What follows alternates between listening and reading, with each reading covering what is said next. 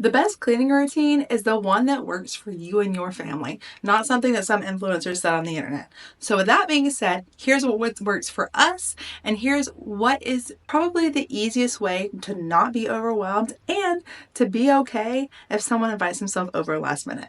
If you like a checklist, there are a couple of things I do every single day. So one of them is feeding the pets, making sure they have enough water, making sure that the dishwasher is started in the morning, and that the laundry is started in the morning. You could do this at other times in the day. For me, it's easiest because I'm going to start everything in the morning. For some people, they want to start it at night so they can wake up to a fresh morning without dishes in the sink. But for me, when I make breakfast, the dishes automatically go in the sink and then there's more dishes. So we might as well just do it in the morning. I'm actually going to do a video about why I don't do the nighttime cleanup routine. It feels like everyone I know does that, or at least anyone that has motivational cleaning videos on the internet. They all have a nighttime shutdown cleaning routine. I'm exhausted at the end of the day, so I don't do that, and that's okay. We do it in the morning. Cleaning doesn't have to be complicated, and it doesn't have to go on someone else's schedule. It can go on your own schedule. So by starting your dishes and your laundry at some point during the day and trying to complete the entire load of dishes, all the dishes in the sink is clean, and all of the laundry in that one laundry series, so washer, dryer, fold, and put away, then you're going to stay on top of your dishes and laundry.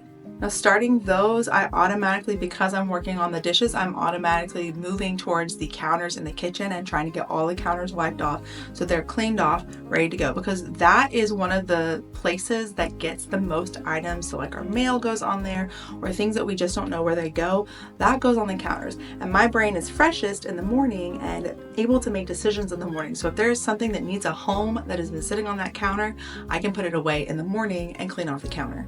Bonus, your kitchen is clean and then you haven't even had to start lunch yet.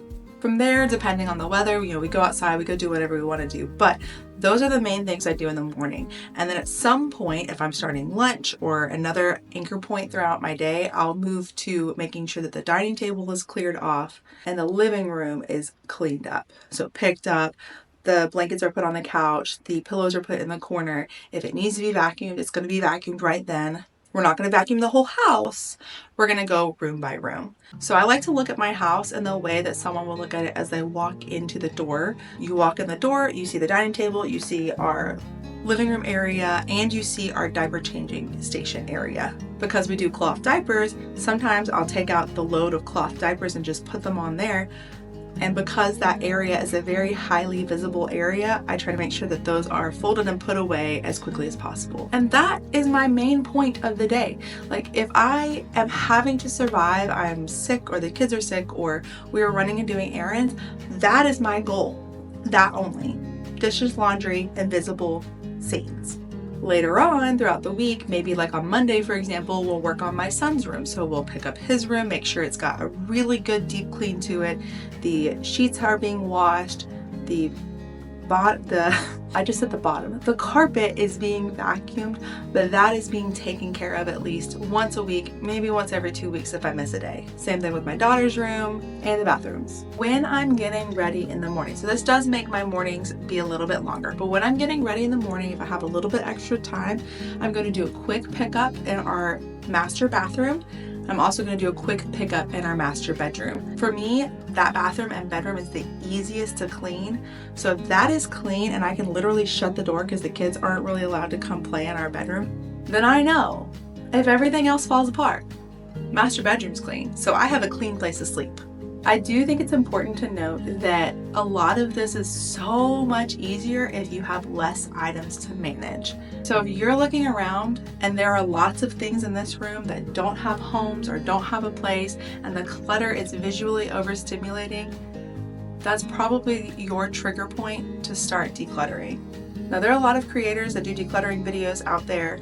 I haven't created any yet, but it does take a long time to declutter to the point where you're comfortable because we're always accumulating more things. Our kids are bringing things home. Somebody's giving us something. We're always bringing in more things, and it's really hard to let go of the things that we don't need.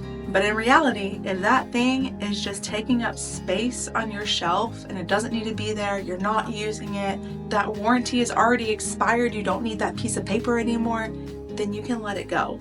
But Lauren, I have kids, and my kids are so messy, and my kids can't stop touching things, or they keep breaking things or putting things away, or, can I just set them in front of the TV? I understand. I have 2 right now. We have another one coming on the way. I get it. My oldest is extremely rowdy, and his favorite thing to do when I'm folding clothes is to dump all the clothes out and say, "A pile!" and jump on the clothes pile. And then my daughter jumps in as well, which is like so annoying, especially if you're someone who likes everything in their spot and you like to, fold things quietly, because like maybe folding clothes is kind of soothing for you, or maybe doing the dishes is kind of soothing for you, or maybe your kid's always coming up to you asking for you to play with them. Oh my gosh, it's rough, it is hard, and I get that. This is where you're gonna need to start being creative. So for example, in the situation with my kid dumping all the clothes out and screaming "a pile" and jumping on the clothes. Okay, fine. I actually encourage them.